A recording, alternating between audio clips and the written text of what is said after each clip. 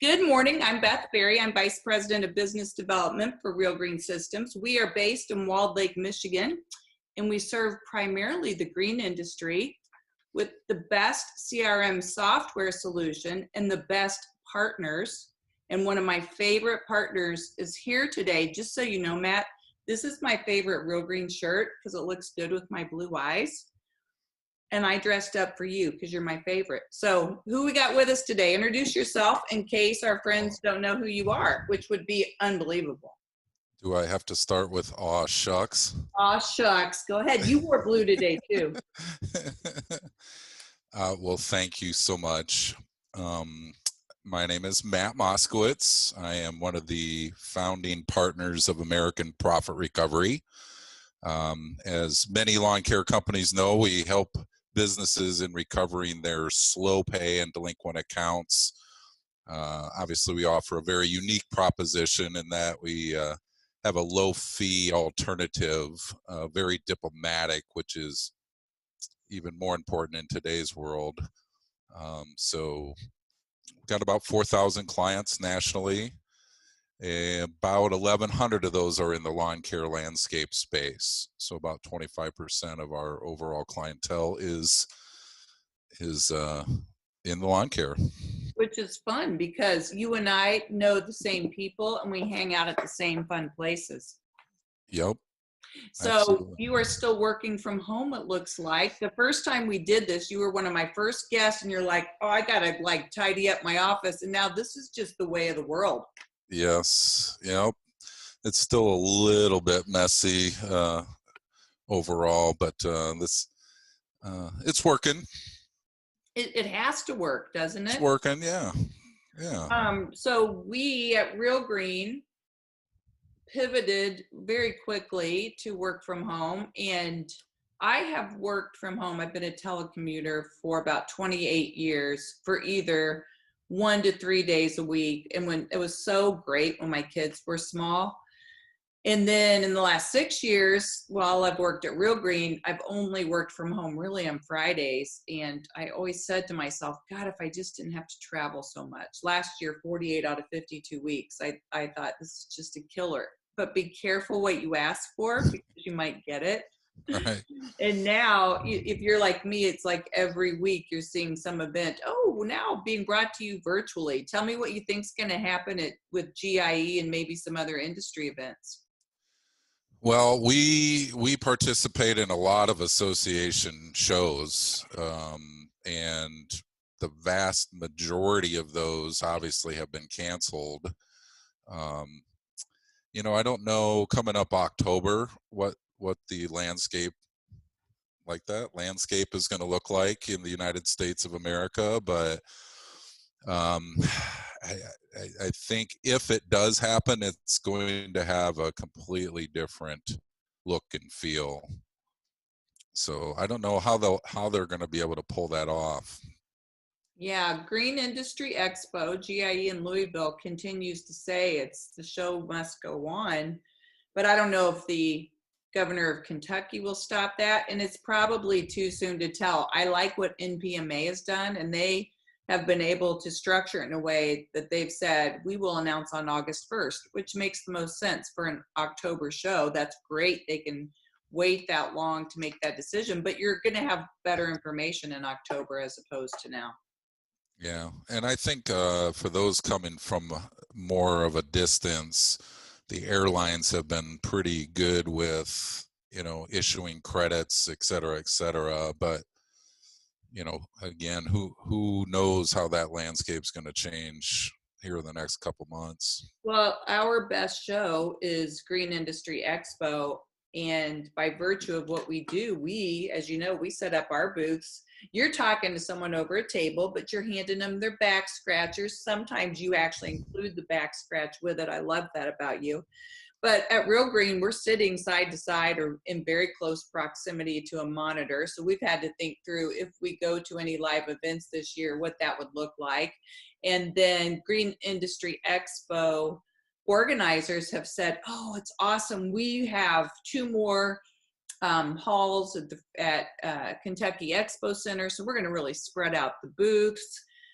But none of us as show goers really have the situational awareness to remember, oh, I can't actually go do that. We're all learning a new way to live. And it is hard to imagine that show happening, or certainly 4th Street Live. What's that look like? Restaurants in Indianapolis are at 50% capacity, but that's difficult to manage. And they didn't have enough space before for all of us. Yeah. Maybe it's you go in and after this person goes out, and you go in after this person goes out. I don't know. Like a bar in a college town. And I think there's going to be some natural limitations in that people aren't comfortable going. So attendance most likely would be down even if it does go on. But like you guys, GIE is one of our best shows that we do annually. That and the Real Green Conference. Yeah, keep your fingers crossed. And I can tell you that Bill Noonan, our CEO, is being very thoughtful in his approach to what will happen with that.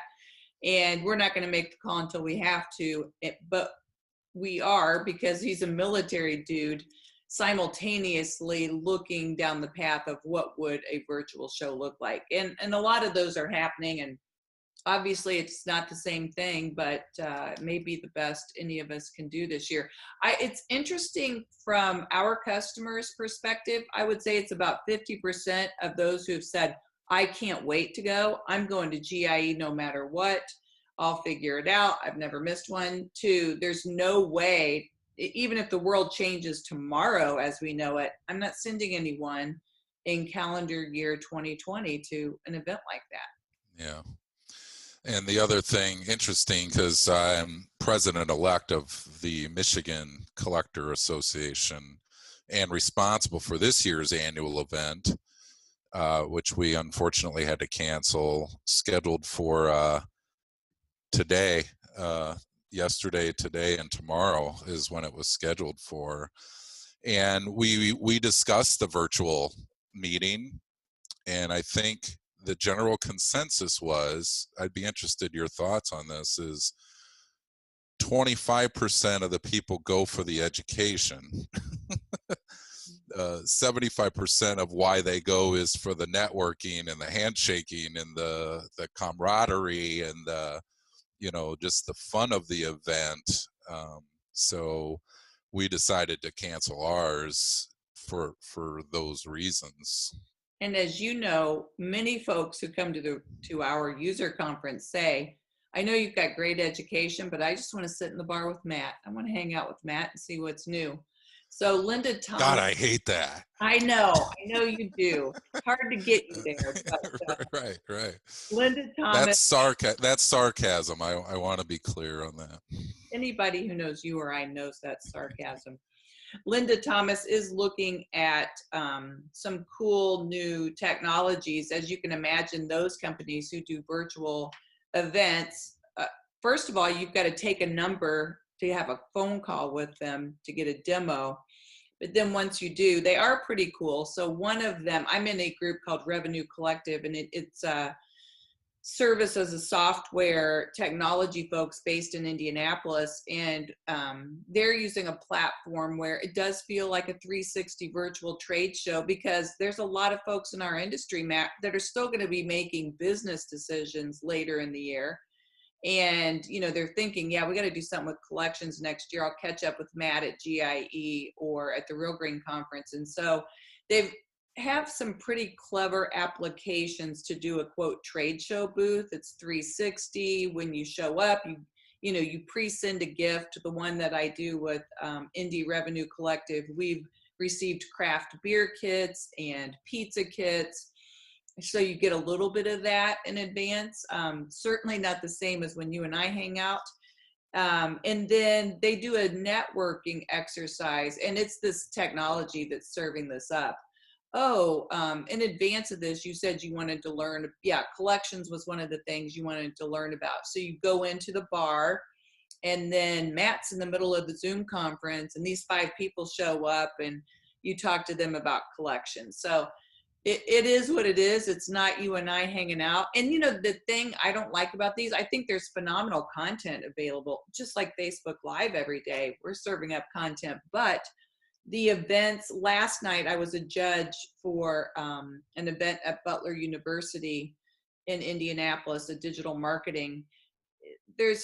I'm not getting real excited about hanging out at this desk with this computer after I've already been here 10 or 12 hours. That was the other fun thing about going to a show is, gosh, I'll be glad to get out of the office and head out and do some networking. So especially if it happens to go into the evening hours, now it's become a chore because I got to hang out at my desk again. It gets old. Yeah. So are you just Absolutely. not having your event, or did you delay it? We postponed it till next year, so we canceled this year. And the reason why is the venue we had set aside is in the absolutely amazing and beautiful Mackinac Island. Oh, So been there. yeah, you know, this is kind of, May is the month where, you know, a lot of people have set aside for this event, and, you know, just hard to coordinate everyone at a Yeah. different quote unquote time later in the year with everything else that goes on. Sure. Do you think you guys will attend any shows this year? I hope to. You know, I think everyone hopes to, just to be able to feel comfortable enough to go out and about and go to Nashville, Tennessee, or to Texas or Florida or somewhere. Yeah. Mackinac Island. So yeah, we're hoping to, but you know, we kind of have a lot of shows in the springtime that we do, not so many in the summer months, but then fall to early winter we have a lot as well. So we'll see how it all plays out. It'll be interesting. Well, let's shift gears to the world of accounts receivable, collections, third-party collectors. I am proud to announce that American Profit Recovery is our only integrated collection partner. And you know you've got a good partner, Matt, when I think of the 6.5 years I have been at Real Green. And do you know how many complaints we've had about American Profit Recovery in 6.5 years? I'm hoping that would be zero, Bob. Big fat zero. Who's Bob? But the what's that show? The Newlywed show, Bob. Oh yeah. I'm Sorry. very unhip, Matt. Very unhip. Don't want That's okay. My kids look at me at the same stare, like, "What are you talking about?" what? Yeah. Yeah, no, we and I worked with other large companies in this space during my time at Scott's Miracle Grow and at Kimlawn prior to that, and then a company that became Scott's Lawn Service. And I didn't have that same story. Not that any of them were horrible, but they're, by virtue of what you do, you should have complaints, okay? Right. You should Yeah. have complaints. And just amazing. Even at Scott's on 500,000 customers, it was hard to find an irritated customer with the way you provided the service that you guys provide. So it's an unbelievable reflection on the quality of your organization, the folks that you hire, and the culture there. Yeah. Aw shucks again. Aw shucks again. I very much appreciate that. Well, it's true. And if you don't mind me bragging just a second about our employees. So we this kind of ties into what's happening in the collection industry for us anyways, is we track a lot of data, right? So recovery rates and contact ratios and but one of the things that we track very rigorously is complaints. So if a consumer complains at all, we are completely on top of that. We investigate all of those phone calls as our calls are recorded. Those are logged. A lot of the complaints are no offense to our clients out there, but most of them are about the client, how they got mistreated and or the service or product was poor, and that's why they're not paying, is because the client was not doing what they were supposed to do. But here and there we'll get someone says, I don't appreciate how you're talking to me. So regardless, we track all complaints, whether it's about our client or about a collector. And in the last 8 weeks, we have got a hold of, which makes sense, more people than we've ever gotten a hold of before. So everyone's home, so it's much easier for us to reach folks, and our number of complaints has gone down. We also track compliments. So I can't believe how nice you've been. Thank you so much. For your patience, and our compliments in the last 8 weeks has gone way up. No way. So we've gotten Crazy. now over 1,700 compliments in 2020, and a good chunk of those have come in the last couple months. So that's just kudos to our staff, because they're very in tune with what's going on. They treat every consumer with empathy. They've been trained and truly take to heart to work with people, not against them, right? To be in their corner. If you can't pay, that's okay. Let's talk about this. Let's work something out. Let's do something that's feasible for you. And it's worked very well for our company over the years. Well, and the fact that your portfolio is so heavy in lawn and landscape, and I certainly know this, as do all of our customers, there's a limit of control to which they have for the outcome. So many times a customer is unhappy because they don't have the results they want, and we have to partner with Mother Nature. I will say, though, I think the quality of lawn and landscape services this spring, because consumers are home, they're watching out the window. I think technicians are doing a better job. There's this awareness. And similarly, our customers are opening the door and thanking, especially in Michigan, now that we're finally essential, thanking those lawn technicians for being there, for taking care of their outdoor living room, because they're very engaged with lawn service. It's been excellent for us. But back to your point on complaints, at our user conference, I always do a session on accounts receivable, collections, and in prior years you helped me out. I really missed you this last year, but the most important part of that overall success is what's done before we hand it off to APR. So validating that balance and using the proper service assistant tools to ensure that the automation is taking place, that you are printing statements every single day. You don't send the same customer a statement every single day, but within parameters, as they age into those buckets that we set up in the parameters and service assistant, they're always getting that past due statement at the right time. Because we have customers who say, well, we only print statements on the 15th or the 15th and 30th. But as you know, these accounts are constantly aging every single day into those new categories. And the most important thing when you have a service delivery model that's about an every 4 to 6 week process is checking in. Because what you don't want them to say when we hand it off to APR is, well, I'll pay for the June treatment, but I'm not going to pay for the April treatment because the weeds didn't go away in April, but they've gone away now. It saves a lot of time and back and forth with APR when we've done our diligence on the front end in authenticating that balance and ensuring, if the customer says, I'm never going to pay you, you've got a decision to make about whether you're handing that off to APR.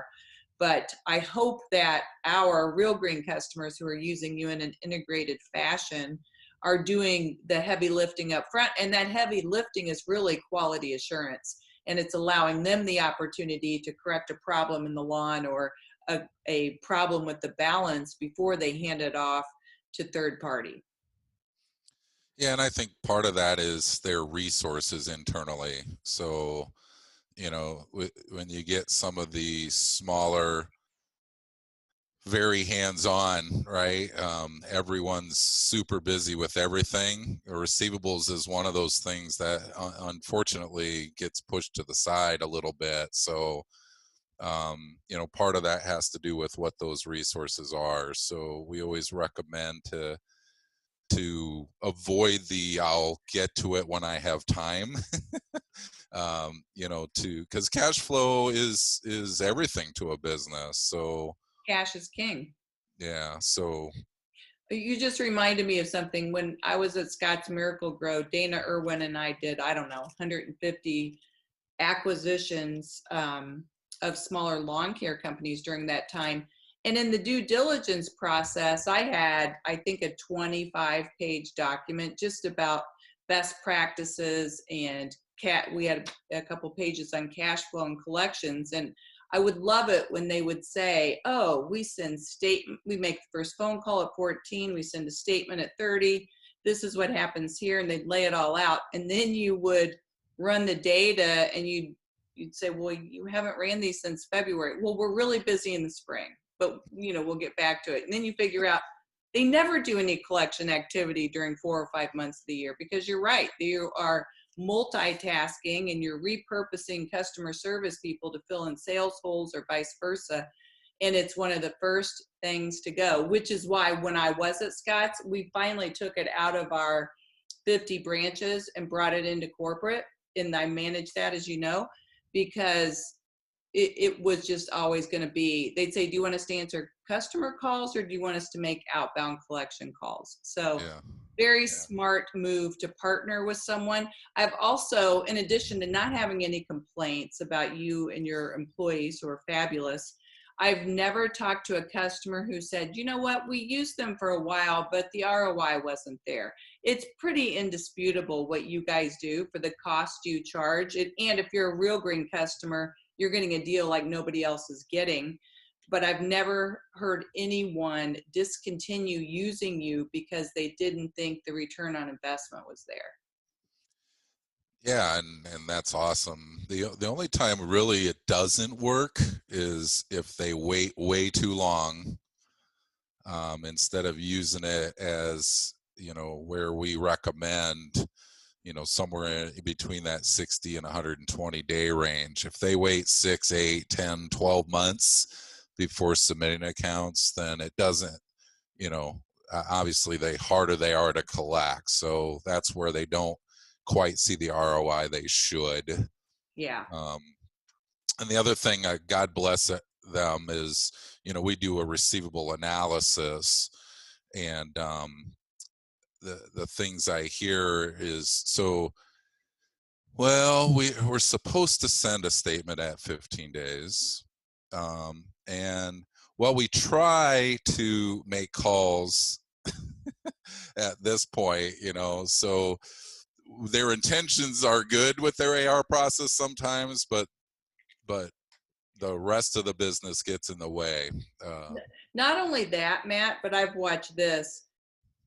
Many customer service rep / salespeople do not like to make collection calls of any kind, even if it's a thinly veiled quality assurance call. It's not in their DNA. They don't want to have that confrontational conversation. I loved making collection calls, but I only worked for world-class companies, and I felt very confident in the debt that we were asking for. And I always viewed it as a way of, once you pay this, because if you're using Service Assistant, it'll put the account on financial hold.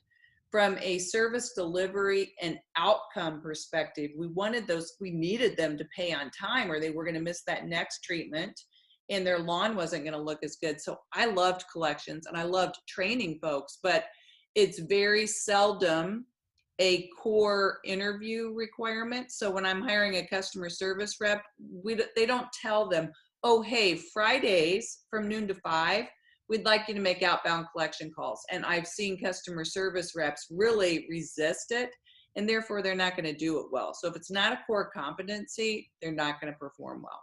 Right. Yep. So I liked what you said about more folks are home, and we are seeing that across the industry from a sales perspective. Customer acquisition has been fantastic. The last time you and I talked, it was a scary world, especially for Michigan. We didn't know if it was essential. We didn't know if consumers were still going to be interested in the category. Knock on wood, we feel great about that today. But in those conversations, and it doesn't have to be just the green industry, are collection rates similar year over year, or are you seeing that they're answering the phone, they're being nice, but they don't have the means because maybe the unemployment rates are a factor?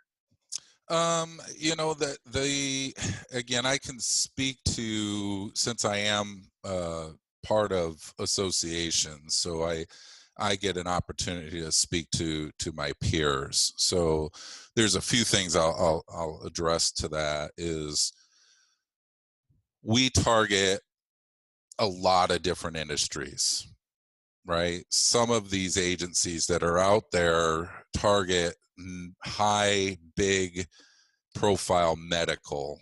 So the Trinities of the world, St. Joe's, the very large medical. And a lot of those clients have asked them to place a hold on activity for, obvious reasons in their mind. But for us, we've actually, although we do work with medical clients, but I think there's been an underlying comfort with our company because of the approach that we take, being very diplomatic. I would say our contact ratio and recovery ratio has gone up in the last few weeks. So what's excellent about that, for especially for our clients, is some of them, their business was on hold and they had no revenue being generated. So past revenue that's coming in is a huge godsend to them, because this is money that they didn't have that now they can use. I will also tell you that we've gotten a lot of feedback from consumers about the stimulus checks. So that's been huge. It really has been. So hats off to the U.S. government on that one. Remind me of that statement when you and I do our taxes next year, or when the new tax codes come in, because we're all going to have to pay the piper at some point, Matt. But I agree, and I wondered if there was this temporary liquidity because of the stimulus checks and the CARES Act. That's great that they're paying off old debt, certainly for you and our customers. But do you see that trend perhaps declining if unemployment continues and the liquidity of the CARES Act goes away? Yeah, I would assume so. People's ability to pay. We always try to identify can or won't. Can't pay or can pay or won't pay. Mm-hmm. And then you've got to handle those differently.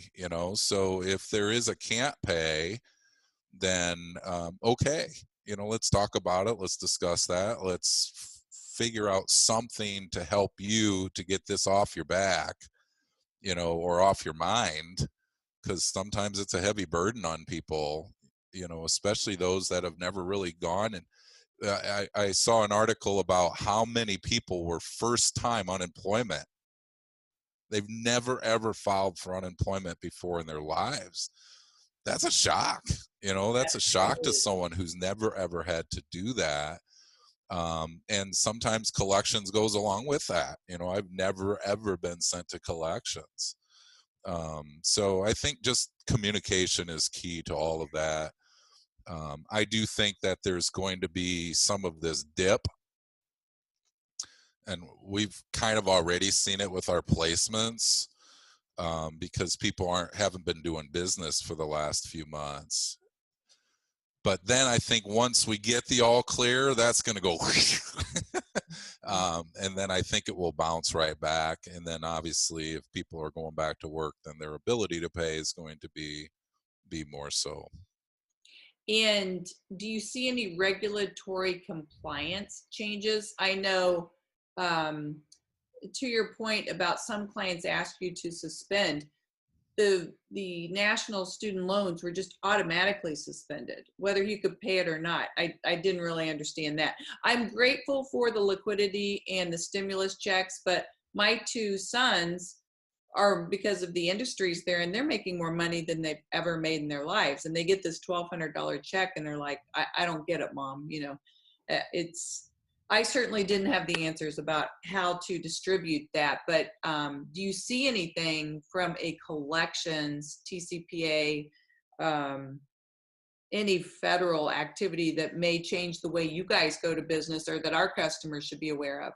There is right now on the table something called the HEROES Act. So it is the Health and Economic Recovery Omnibus Emergency Solutions Act. Well, that's short and easy to remember. There you go. Yeah. Say that 5 times fast. Yeah, HERO Act. But it is proposing, this is a $3 trillion act, by the way, but there are some things that are being proposed that would have a huge impact on our industry as well as your customers, our customers. One of which I can forward this. That'd be great. I'll have Linda to you, by the way. But everyone. Concerns in the legislation. The bill separates consumer debt from small business / nonprofit debt, adding new restrictions to both. It also adds creditors to the definition of a debt collector, adding new restrictions to many entities not previously covered by the Fair Debt Collection Practices Act. That would be huge. That would be very, very, very big. So what does that, talk to me like I'm a 5-year-old, as Michael Scott says. What does that mean? So that means all the laws that govern my industry, such as you can't call before 8, you can't call after 9, you can't CPA. You can't, yeah, the Fair Debt Collection Practices Act now will be applicable to every creditor out there. So if a lawn care company treats a yard and sticks an invoice in the door, that's credit. They've extended credit. So to make collections on that is considered to be a debt collector now. And what this is proposing is they fall under the same guidelines. So adding interest or fees to bills, that's a huge one. We have a lot of customers who do that per my direction. Without express authorization, meaning they signed something agreeing to that at the time of service or prior to, is not legal. Section 808, actually Section 808.1, if you're bored and want to look that up. I do. So it specifically bans collecting any debt by way of garnishment, attachment, assignment. You know, the penalties for violating any of these would be 10 times what it has been. So it also says that you are unable to, let's see, legislation includes vague language surrounding negative credit reporting during what's called a natural disaster, which they would throw pandemic into this. Again, makes sense. But noting that restrictions on medical debt reporting are not restricted to the covered period. Credit reporting is limited for 120 days beyond the crisis. Student loan collections, so you had mentioned that. For borrowers in default, no payment made or forbearance shall be considered an event impacting applicable state statutes of limitations. So again, just to kind of paraphrase a lot of this is, you know, part of this is that you cannot, there's a proposal that you can't do collections for 120 days after a vaccine's been developed. Are you serious? I was going to say, what are they considering the end of this event? Because they don't know, it could come back for 3 years. So now the chances of this all passing, they say, are pretty slim. But it's kind of scary, and our industry's paying very, very close attention to this. So what people don't understand is, and I'll share some interesting stats with you in a second here, but people don't necessarily understand the impact of what the collection world plays in the overall United States economy, right? So these just came out within the last 2 days, by the way, so this timing's pretty cool. But so you ready for some interesting Yes, I statistics? am. 85% of our members of our national association are small businesses with fewer than 49 employees who overwhelmingly support small business clients and their communities. You ready for this one? I Yeah. know this hits home to you. This was actually surprising to me. 70% of our industry is women In collections? in collections. Wow. In the accounts receivable management industry, 70% are women compared to 47% national average. And And I've never known any women. 33% I've never known any women in your position, always men. 33% of our members are female owned. Wow, that's impressive. So there you go. 1.5 million dollars, or I'm sorry, 1.5 billion dollars in tax revenue is generated from our industry. And this is a couple years ago, but $67.6 billion was returned to the United States economy for services or goods that were already received by consumers. That is impressive. So take a look at that. And if that money's not there, what happens to prices? If businesses aren't capturing and able to use $67.6 billion in, this is in 1 year. That was in 2019. This is actually this is a couple years back. Okay, but it's directionally correct. Yeah. That's just amazing to think about, what that would cost every single person that's paying their bills on time.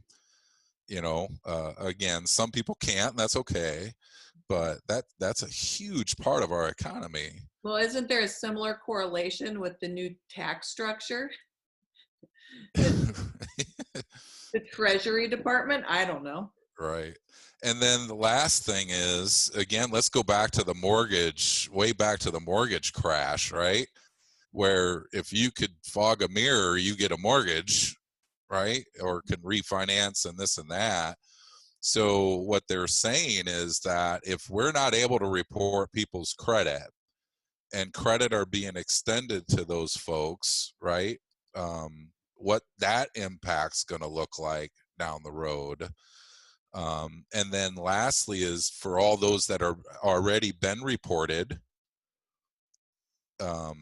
if we're not able to reach out and collect on those, They can't correct the problem. then they can't access credit because this is still there. So there's a lot of things that play a role here, that people don't necessarily think of, or legislators don't necessarily think of. Who are the legislators driving this HEROES Act? You're gonna make me go down that road, huh? I just thought it might be a marquee name like a Maxine Waters or AOC. House Democrats on Tuesday introduced an economic recovery bill that includes a number of provisions troubling to the accounts receivable management industry. So, okay, so House Democrats. I'm not trying to play politics here, but yeah, it's a Democratic bill that is being introduced. I don't know who's championing this. So I know Maxine Waters out of California had been a champion of a bill similar to this before that did not pass. So I don't know if she's taken the lead on this again or who. It doesn't state in this who's actually introduced the bill, but Is it sandwiched in between other major topics, or is this all about collections?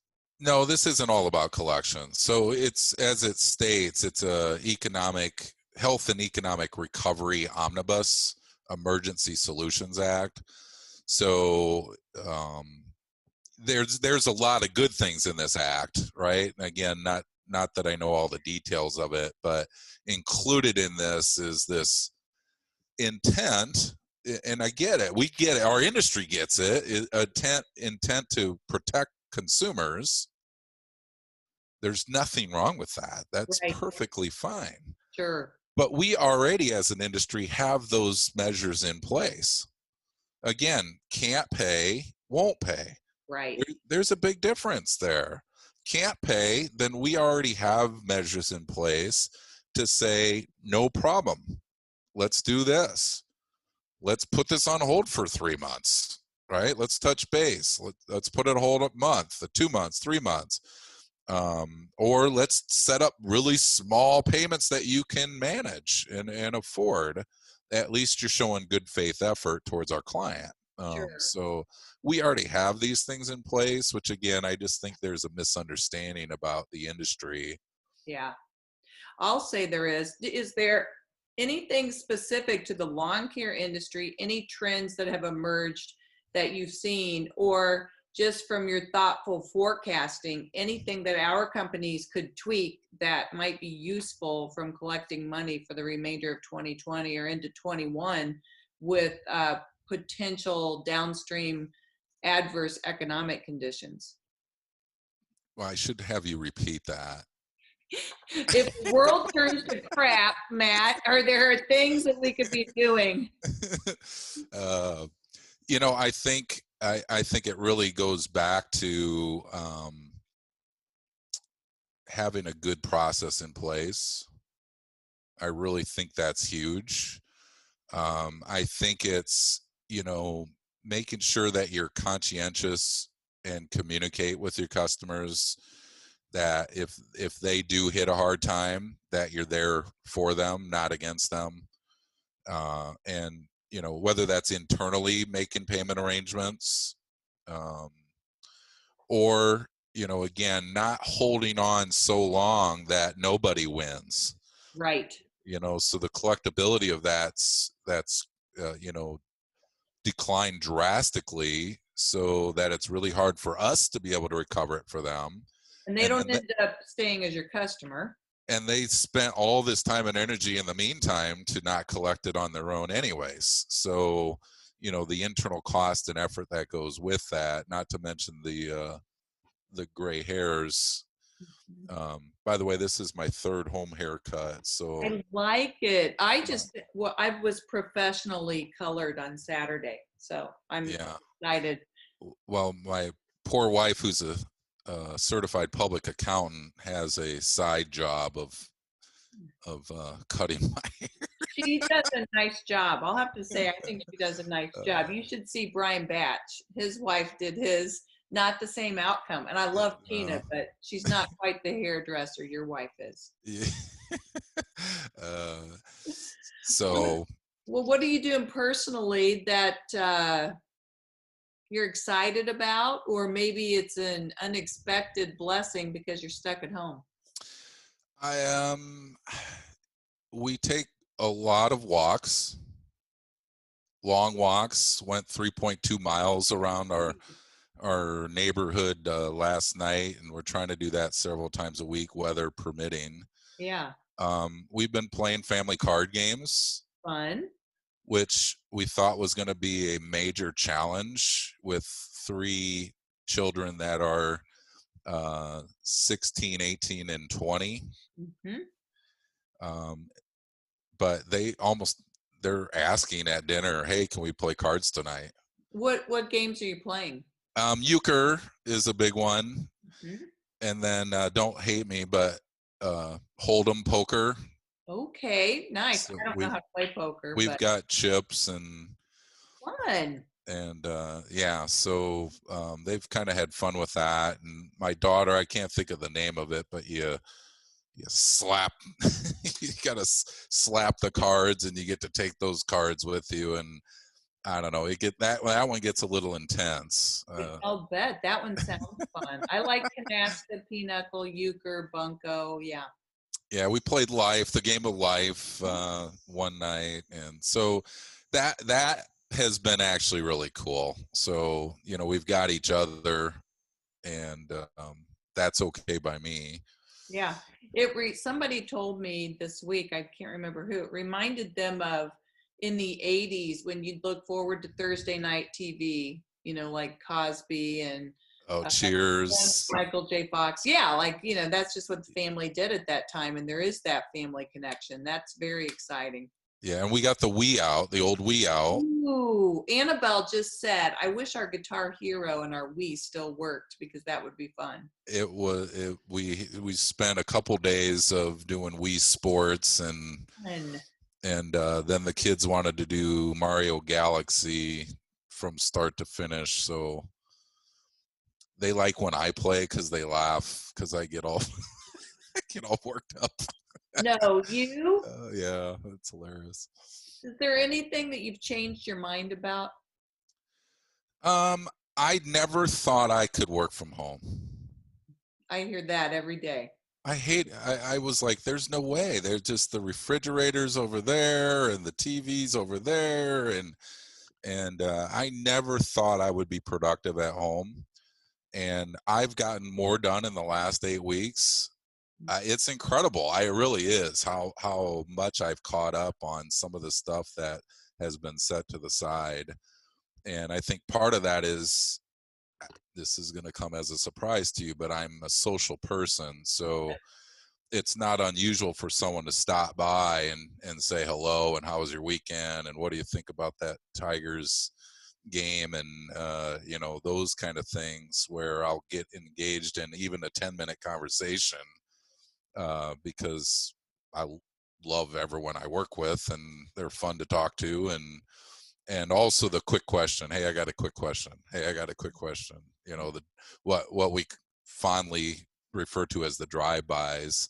Mm-hmm. So not that I don't get hit up by IM all day, which I still do, but it seems to be answer the question and we move on, as opposed to getting into other conversations. So I never thought I could do it, and it's been working out pretty well. And I think we were really concerned about all the employees working from home and what that was going to look like from a productivity standpoint. And these guys it's again a huge statement on who we've got on our team. Is they've been very focused on helping consumers and really haven't skipped a beat from a productivity standpoint. So it really makes you open your eyes of, here in Detroit, the commutes for most people are at least 30 minutes. Mm-hmm. So if they could save an hour round trip, maybe twice a week or 3 times a week, I don't know, it's just eye-opening to think of the possibilities there. So we've experienced the same, even with developers who used to be in the same room with a half a little divider, who were continually collaborating. You're thinking, well, this isn't going to go as well, but we had the technology and tools and have measured it in such a way that productivity is indeed up. What I miss is exactly what you miss. I love sports. Brian Warwick and I couldn't wait to see Brian Warwick or Joe Kinnear or Batch or Joe Cusick to talk about football. There's a lot of hockey fans in Detroit. Joe McPhail and I don't have much to talk about in terms of sports, but I love football, and those guys love football. And I hosted the draft every year that we have, our fantasy draft, and that's the piece. And it might be a 2-minute conversation. Sometimes it's a 30-minute conversation, but I do miss those conversations. And that. Yeah. The definitely the camaraderie is missed for sure. And I think that's an overall consensus, but yes, there's the pros and the cons. There certainly is. By the way, hey, I know last time we talked, I told you about Massachusetts. Yes. and that the Attorney General had shut down all outbound calls. So our national association filed a lawsuit, and we won. Nice. Good for you. That got actually taken down. So that was a huge win for our industry and for businesses and with consumers in Massachusetts. That I love it when associations like yours make things happen. We have a situation. Well, you mentioned something a few minutes ago about um, additional fees or interest charges can't happen unless the consumer has you have express written consent. Authorization, yeah. Yeah, what you said. And we, you know, as you know, the lawn care industry renews. It's a continual service. We renew year after year unless you call to cancel. That's 99.9% of the industry, aside from New York, which is a contract state, and a little bit Minnesota.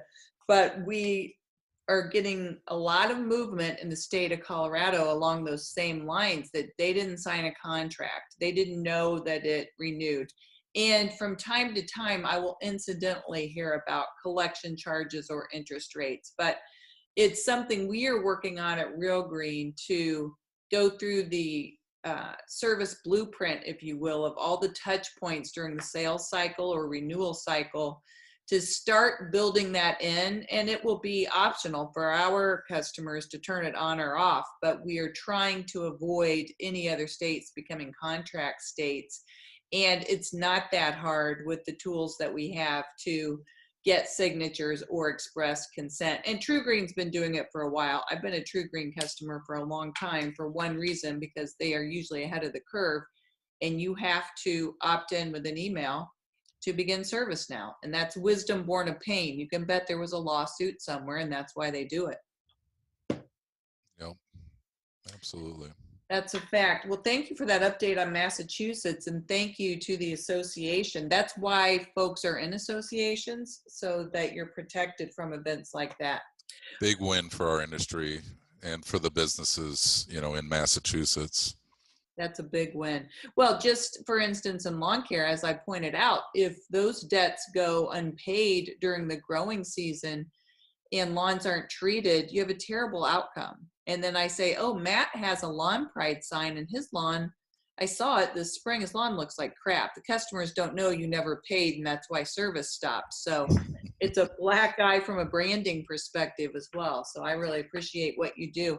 Last question, is there anything really absurd that you're doing to entertain yourselves? I don't know what Tiger King is, but that's been the answer from a few folks, or what others would consider to be absurd.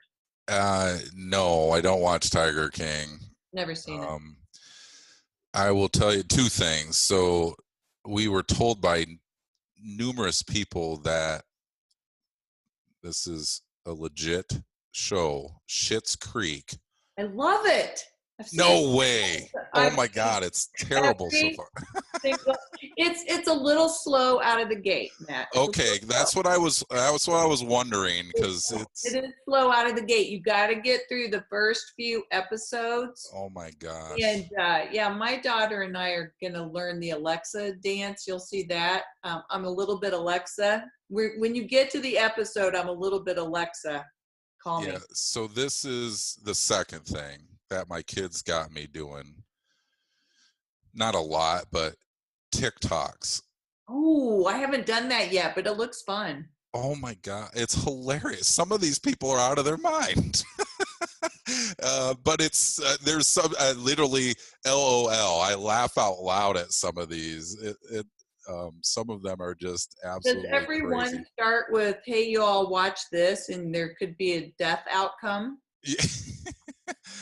What's that joke? You know how every redneck dies? Yeah. Hey, y'all watch this. Or what they say right before they die. Hey, guys, watch this. Hold my beer. Yeah. There's some of that is definitely true. But like some of the dances, like they lip sync. It's like a lip sync and dance to some song, and like some of it's very, very unique, let's just say. So you are a consumer of TikTok, but you're not a creator of TikTok. Uh, I've made a guest appearance in my daughter's every once in a while, but that was more just to be funny. So I don't know if they re-recorded it after I popped in, like a little. We edited Dad out. They had a dad out. On this.